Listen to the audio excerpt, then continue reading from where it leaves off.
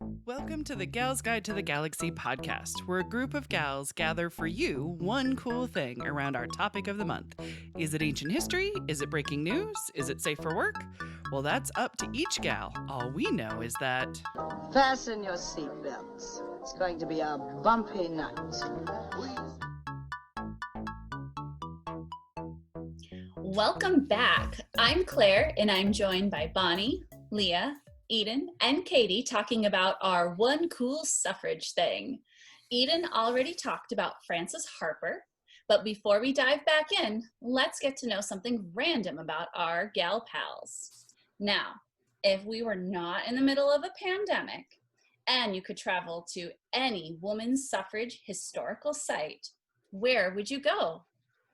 Such a tough... I mean, my first instinct is I'd go anywhere. I mean, you know, does anybody else get in that desperation? Like, what do you got? Right. Yep. Can I go? Is it safe? I have gone to a couple of sites, but one that I have not gone to and want to know more about is actually the Alice Paul Museum. I want to go. I want to know more. I hear they have a little library perhaps too, so so I want to see what they have in the collection because, you know, I like big books and I cannot lie.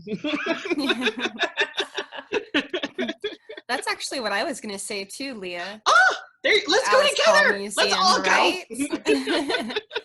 Well, Alice Paul is actually, spoiler, who I'm going to be talking about in my one cool thing. Oh, then stay tuned, ladies and germs. And I feel like I've barely skimmed the surface of everything I want to know about her. So that would be fascinating.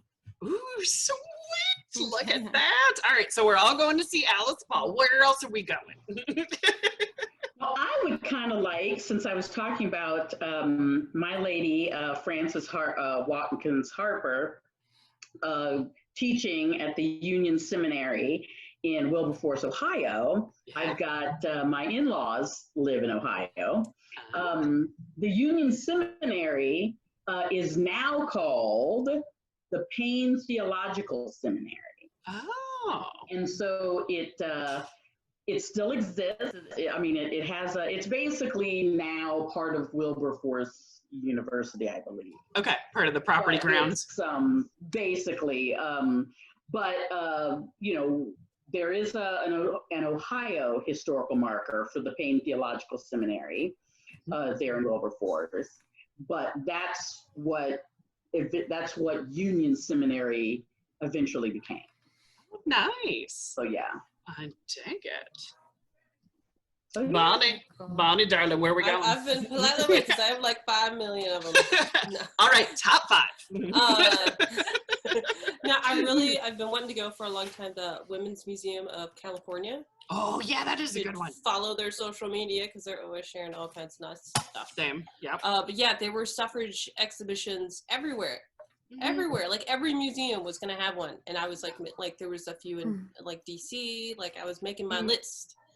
I really want to go to Tennessee to see there's the statue next to the Parthenon, and I believe they're building another one nearby that's got. I think it's gonna have like a statue in the center, and then some kind of like wall with a bunch of names of like thousands of other women. Oh, nice.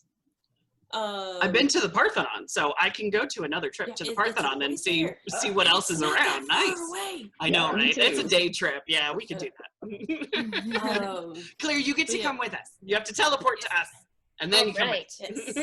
Do I hop in my TARDIS to transport over? Okay. Yes, you do. That or the Millennium Falcon. Either one will work. Okay. But yeah, Tennessee, and then I'd want to go to the courthouse in Tennessee if it's still standing. Oh, because they were the very last ones. Yes. Last ones to ratify. Yeah, the Alice Paul Museum and the Algonquin Workhouse. Yes. Mm-hmm. Yeah. That was the other one I was starting to think of. I mean, that would be a sad trip, but an important trip. The building or the building next to it, like I've heard different things, but somewhere around there, it's the Workhouse Art Center now. Yes. So they have like a gallery and art studios. So Positivity in a prison in a previous women's prison. Sweet. Yeah, all the things. I've already been to Seneca Falls and Susan B. Anthony house. I didn't go to her grave. I went to her grave. Frederick Douglass is buried in the same cemetery, so I paid my tributes there too. Yep. And then we went and saw Harriet Tubman's grave. She was like 20 minutes away, so yeah. Oh, wow. It was a very cool trip. I highly recommend it. I bet. Yeah, there were a few, like when I got there, the other tourists were talking about like the other places they had been, like in New York for all these other suffrage ladies. And I was like, wow. I didn't know about those. I didn't plan for that.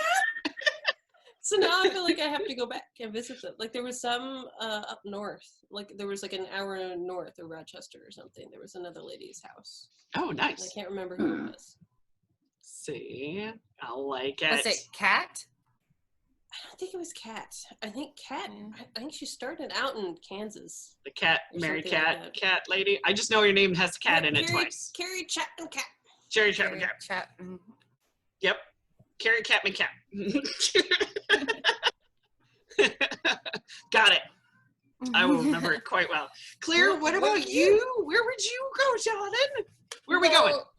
I also thought about Tennessee because that's going to be the location for the last her flag stripe is going to be sewn on. And I saw it, of course, when it came to South Dakota and they put mine on, but I want to see the big, giant, epic flag. That would be awesome. Yes! Or I would want to go to Arlington and visit and try and find Zikala Shaw's grave. Ooh. And was born in South Dakota. She's Yankton, Dakota, so that's really close to where I live right now. And she was an advocate for Native American rights. And one of the things that's unfortunate about South Dakota is our state was one of the last places that enacted voting rights. Yeah, I know, right? They had their last anti-Native American voting statutes were until 1951 here. Wow. But Zikala Shaw was really influential, and so it would be... She was fighting the good fight. Oh, definitely. Yes. And that'd be cool. If I'm talking about people that lived in South Dakota that were also for women's right to vote, that would be my awkward transition into my cool thing. Actually, that wasn't awkward at all. That was brilliant, girl. Oh, that was.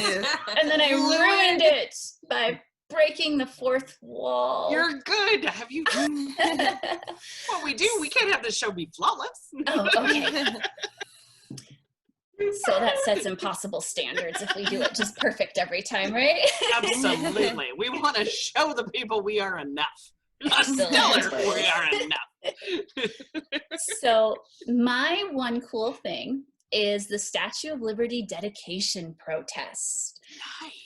And this happened in 1886, but I want to back up and just have a little context. So we know the Statue of Liberty is this colossal copper statue. It's neoclassical, which means it's based off of Greco-Roman influences, and it has this homage to Roman virtues, but the Romans didn't quite think women were people. That's a different podcast, right? Most virtuous I've ever seen. Yes, I'm with you. And the Statue of Liberty was designed by a French sculptor, Frederick Auguste Bartholdi, and it was a gift from France, the United States. And it's this personification of liberty. And it reminds me when I went to Washington, D.C. a few years ago, I was looking at all the art in the museums and the government buildings, and the thing that struck me was no actual women were represented. So they didn't have historic people. If I found women, it was those personifications, the nude, skinny, young white women that are metaphors for things for a male audience. And they would be personifications for liberty, democracy, victory in the United States. Mm-hmm. And one of the earliest personifications for the United States was Columbia, who was named after, a well-known genocider, Christopher Columbus. Syphilis. Yeah. Her iconography was developed by European men artists, and she was shown as nude and white and had feather headdresses, sometimes riding an alligator. And she was like supposed, you do. That's my Tuesdays. Florida man. She was supposed to represent, I'm quoting air quotes, a Native American princess, Right. and was often with a pile of heads to signify she was a cannibal. Sweet. Anyway, so white men in the United States didn't like this representation because they wanted their icon to be whiter. Whoa, yay! And so this morphed into the personification of liberty. So we have the Statue of Liberty. Mm-hmm. And the dedication for this was on October 28th, 1886. But no women were permitted on the island. You can pick your dolls up. Just the giant copper one. Just a giant fictional one. Got it. Okay. Yeah. Oh God. Yeah. I mean, I It's should have so really thought weird. about it, but that's not cricket.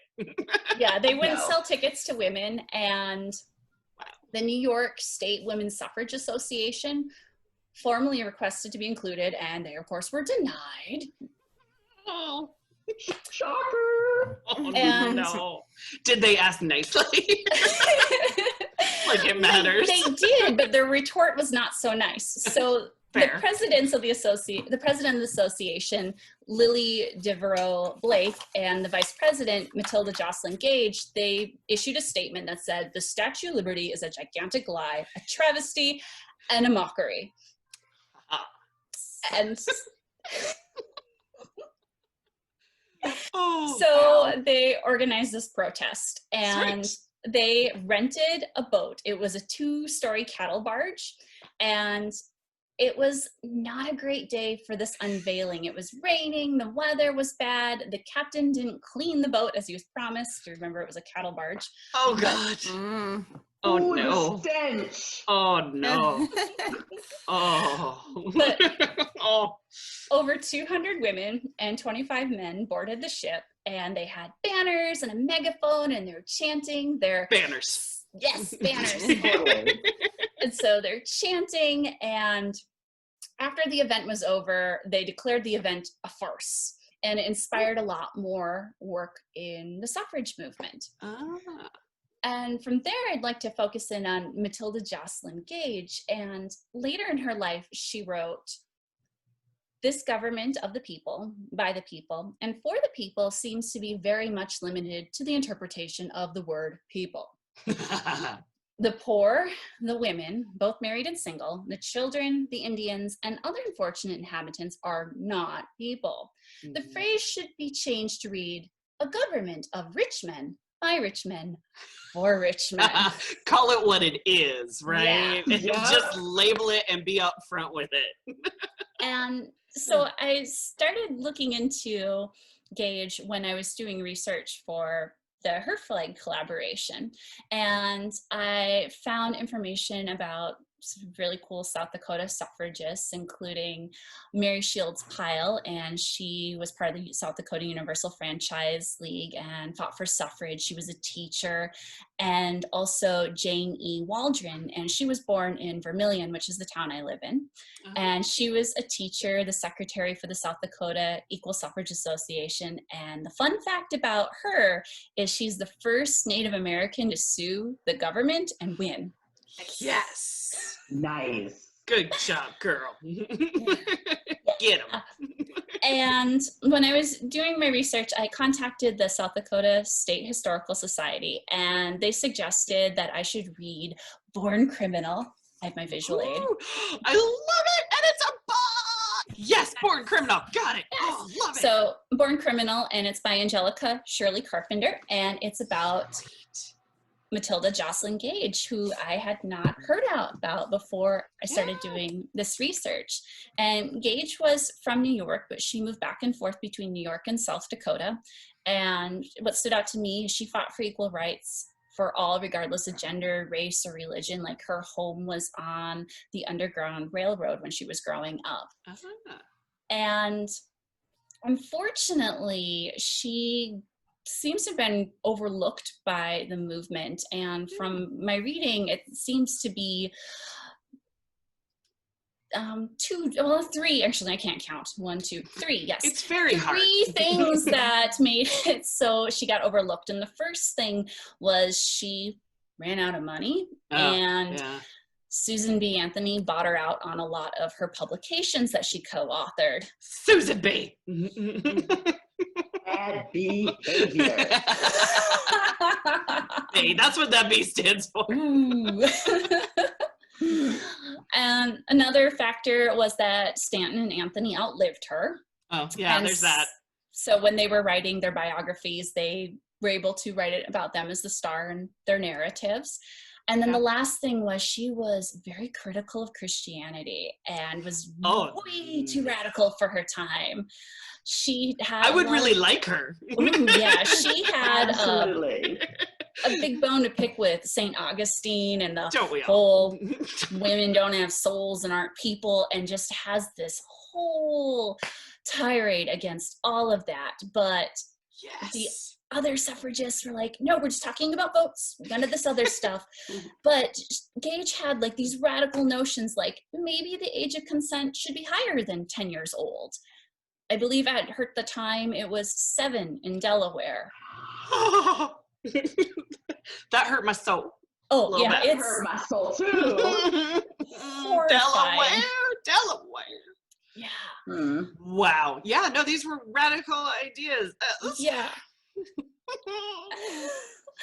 But other than the Statue of Liberty protests, I mean, she organized other protests. She did conventions. She did newspapers, published books, and she was one of the founders of the National Women's Suffrage Association, which was founded in 1869, and she was president of it sometime, all these different organizations. And opposition always made her stronger. Like, I think when she was older and writing these big criticisms against Christianity, she was hoping like the Pope would put her on banned lists. It was right, because then you get free press. Yes, she enjoyed the free press. And one of the things that happened was she registered to vote in New York in 1893, but was arrested. And the title of Born Criminal comes from a quote where she stated, "All the crimes which I was not guilty of rushed through my mind, but I failed to remember that I was born a criminal, a woman." Ah, I see. I like it. And shortly after that, that same year, she was adopted by the Mohawk Nation. And so she was able to vote in the Six Nations tribal government, but she wasn't able to vote in the United States. Yeah. Yeah. That is thick with irony and crazy. My goodness gracious. She sounds fascinating. Well, she was a criminal. Right, exactly, right? The subtitle of the book is Radical Suffragist. So. I like it. Yes. Cool. Just so radical. Just not a suffragist, radical suffragist. I know, right? Right. Exactly. I bring you one louder. Oh, fantastic. That is cool. Good. One cool thing. I don't think I've ever heard about the Statue of Liberty protest. I didn't learn about it until I was reading the book, and so I'm like, what? This is so awesome. Right, exactly, because that's a headline right there. You know, women not allowed at the Statue of Liberty. You know what I mean? It's just like, wait, I think I'm going to get your attention on this particular protest. I think there were maybe 2 women that were technically allowed because one was the wife of a dignitary and one was the daughter, but sure. Wow. Sure. They wouldn't sell tickets to women for this. I don't know. Right. Exactly. But I love that there was ladies with banners. Oh, who yes. decided to do something.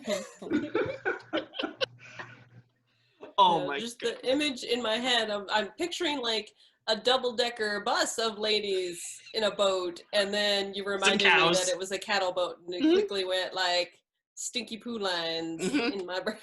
Right. Let me just push this shit over to the side here so I can get my banner out. Well, that wraps it up for us this week. Join us next week as our next gal pal shares her one cool suffrage thing as Gal's Guide to the Galaxy podcast continues. Thanks for listening. For show notes, links, and images from this week's show, visit galsguide.org. Want exclusive stuff like deleted bits and major bloopers? Become a Gals Guide patron today. Thanks for listening.